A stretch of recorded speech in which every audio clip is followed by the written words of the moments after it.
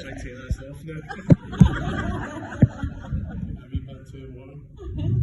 So thanks Kenny for that introduction, and Nikki, the poem you read out on behalf of your sister really touched me, and probably how hard that was to read. So thank you for letting us hear the words of Heidi. Actually, I'm going to have a look at that book in a minute, so thank you very much. So just before I start, I'm going to ask you to do one thing for me. So Nikki, could you put your left hand down on the table? Kenny, could you put your right hand on top of Nikki's? So I just wanted to let you know this will be the first and the last time that you're ever going to have an upper hand reman, okay? Okay, so good afternoon everyone. So, we're all here today as my best friend Kenny decided that he couldn't make decisions anymore, so he decided to get married to Nikki.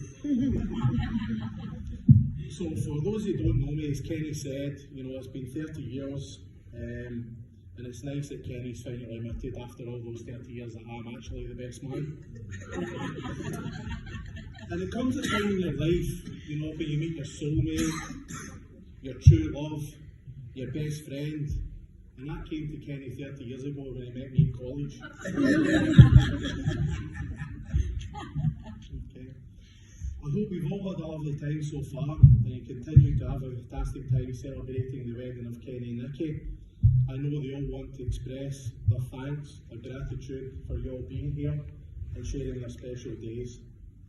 So apologies in advance, I'm about to ruin that in the next 5 minutes. But speaking of 5 minutes, Kenny, it said the best man's speech is the longest 5 minutes of the groom's life. But I'm sure later on it'll be the quickest 5 minutes of Nikki's.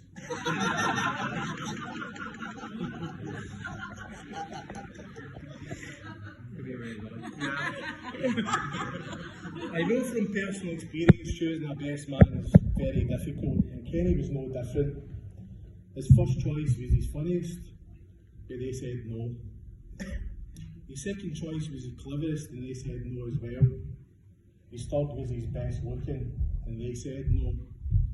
That's when he sat me down at my house in December, and we had a few beers and a curry, and I could hear the quivering in his voice. And it's only then I knew I could have turned him down for the fourth time.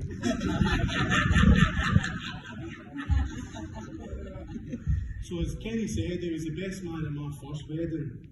And the reason I chose him all those years ago amongst our friends, I said he's got a nickname between kind of the boys of Lucky Eddie. Because if something went wrong, it always happened to him. So I knew I would be alright if he was my best man.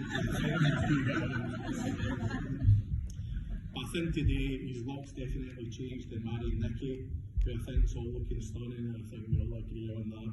He definitely is punchy. You as well, Jamie. So on that note, said Kenny, you're walking away today, you've had a great day, you've got your friends round about you, you've had beers, you've got a lovely stunning wife. Nikki's walking away today with a nice dress and some flowers.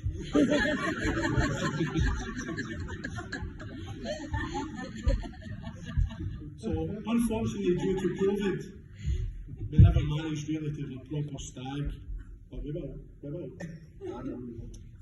Or indeed a hen, although I think Nikki said a bit beforehand, so maybe it's been around the boot, so we've got a wee bit of catching up to do there.